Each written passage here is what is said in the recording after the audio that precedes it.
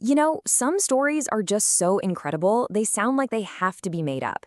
Imagine finding a device lost to the sea for 2,000 years that has a level of technology that just feels out of time. Well, this isn't science fiction. This is the true story of the Antikythera Mechanism, and it is, without a doubt, one of history's greatest technological mysteries. So, let's set the scene. The year is 1902.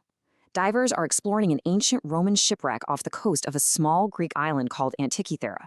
They're bringing up all sorts of amazing artifacts, statues, pottery, but then they find something else, something that just doesn't seem to belong. At first, it was just this green, corroded lump of bronze. No big deal. But as it sat in the museum and started to dry out, it cracked open. And inside, something impossible was revealed: the glint of tiny, intricate gears. Now, what on earth was a complex, clockwork-like object doing on a ship that went down around 60 BC? That one question would baffle scientists for more than 100 years. To solve this mystery, we're going to have to piece together clues, not just from the bottom of the ocean, but from the very edges of the cosmos. Okay, so to understand this machine, you first have to understand the problems it was built to solve. The ancient Greeks, as you know, were absolutely brilliant astronomers, but they were wrestling with some seriously complex celestial puzzles. One of the biggest head-scratchers for them was something called retrograde motion. As they stared up at the night sky, they noticed that some planets would do this weird thing. They'd slow down, seem to move backward for a few weeks, and then loop forward again. It was this bizarre celestial dance, and they were desperate to figure out how to predict. So what's actually going on here? Well, we now know this backward shuffle is just an optical illusion. It happens when Earth, which is on a faster inner orbit, basically overtakes a slower outer planet like Mars. From our point of view, for a little while, it looks like Mars is going backward. Now, the Greeks didn't know why it happened, but boy, were they determined to track it. And it wasn't just planetary motion. Another huge challenge was predicting eclipses. I mean, these were massive events, often seen as powerful omens. But the Greeks discovered they weren't random. They found a pattern, a cycle called the Saros cycle.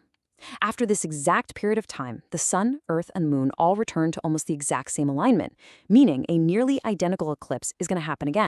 So you might be wondering, why don't we get eclipses every single month during the new and full moon? Well, it's because the moon's orbit is tilted just a little bit, about 5 degrees compared to Earth's orbit around the sun. An eclipse can only happen when the moon crosses that orbital plane at the perfect time. Predicting that precise intersection, that was an incredibly difficult mathematical challenge. So the Greeks had these incredibly complex astronomical problems. And what was their solution? It wasn't just math on a scroll. No, it was a machine. It was a literal clockwork brain designed to model the entire cosmos. So let's take a look inside. All right, so this is what we think it looked like. On the front, you had this big main dial that showed the position of the sun, the moon, and the 5 planets they knew about, all set against the zodiac. But the back? Wow.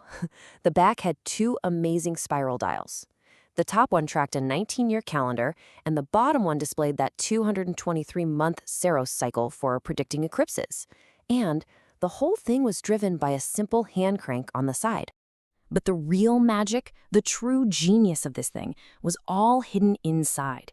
These layers of just mind-bogglingly complex gears are what powered all those dials. So let's get a closer look at the inner workings. I mean, just look at this. This is the complete gear train as reconstructed by modern researchers. We're talking at least 30 precision bronze gears. The level of miniaturization, the complexity, this is something you'd expect to see in a high-end clock from the 18th century, not a device from ancient Greece. It's just insane.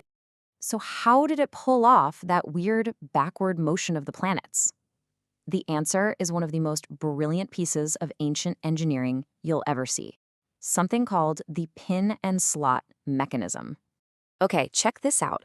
Let's look at the system they used for Mars.